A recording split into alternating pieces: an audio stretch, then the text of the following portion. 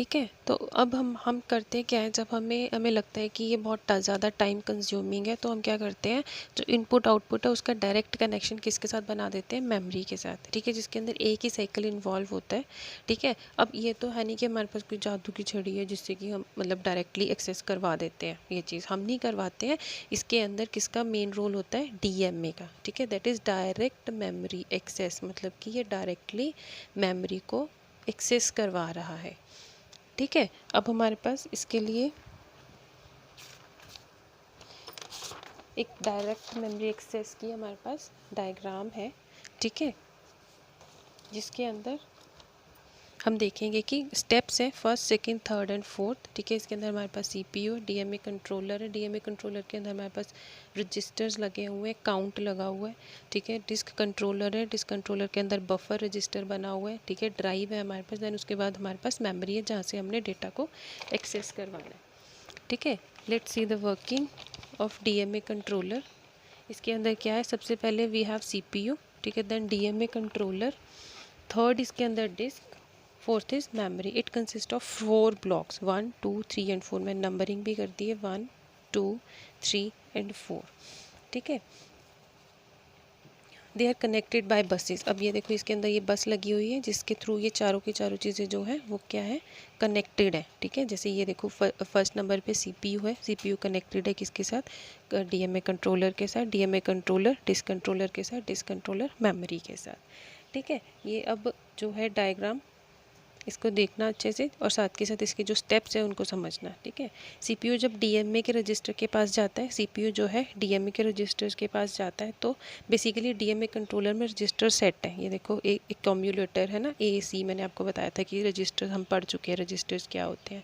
ठीक है, controller, DMA controller के अंदर रजिस्टर्स लगे हुए हैं और काउंट लगा। काउंट का मैं आपको बताती हूँ बाद में क्या होता है ये count. CPU will set to the disk controller. ठीक है, सीपीयू जो है वो डिस्क कंट्रोलर से को क्या बोलते हैं कि जो डेटा है ड्राइव के अंदर पड़ा हुआ उसको रीड करो और स्टोर करो इंटरनल बफर के अंदर, जो बफर उसके अंदर ऑलरेडी लगा हुआ है।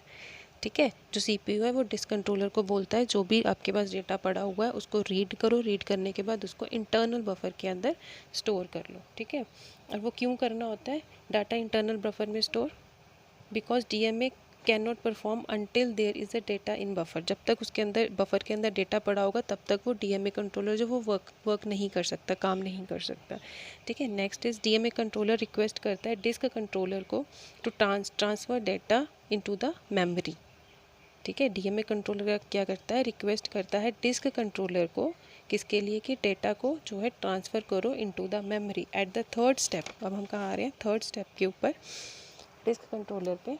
डीएमए कंट्रोलर हो गया, फर्स्ट हमने सीपीयू पढ़ा, सेकंड हमारा स्टेप था डीएमए कंट्रोलर का, थर्ड हमारा क्या आया, डिस्क कंट्रोलर।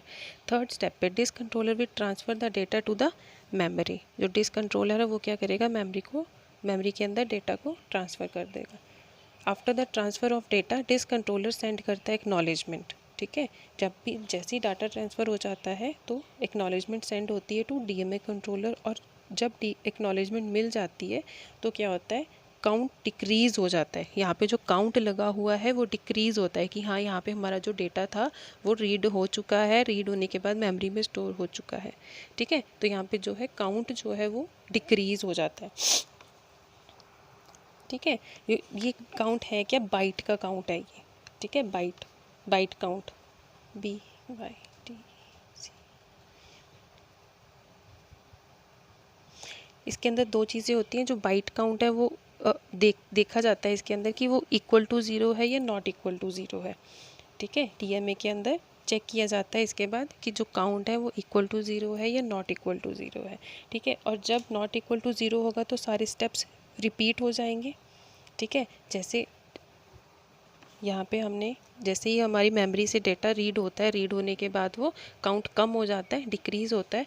ठीक है, ज़ीरो से इक्वल टू ज़ीरो बनता है या फिर नॉट इक्वल टू ज़ीरो बनता है वो। ठीक है, जब वो नॉट इक्वल टू ज़ीरो बनता है तो सारे के सारे स्टेप्स जो है रिपीट होते हैं। कौन कौन से, second third and fourth step, all steps will be repeated. Unless byte count equals to zero, जब तक कि उसका जो काउंट है वो इक्वल टू ज़ीरो नहीं आ जाता।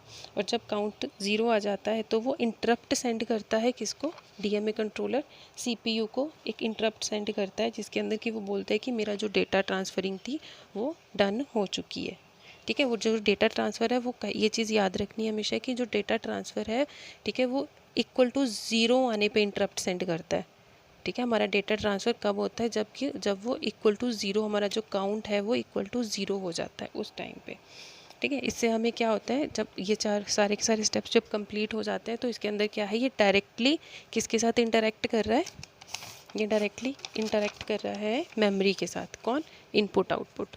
ठीक है, ये एक तो इसके अंदर साइकिल कम बनते हैं। सेकंड, इसके अंदर क्या होता है, टाइम कंज्यूमिंग नहीं होता ये। ओके, इसकी डायग्राम को अच्छे से देख लो, इसका स्क्रीनशॉट ले लेना। ठीक है, फाइन, थैंक यू।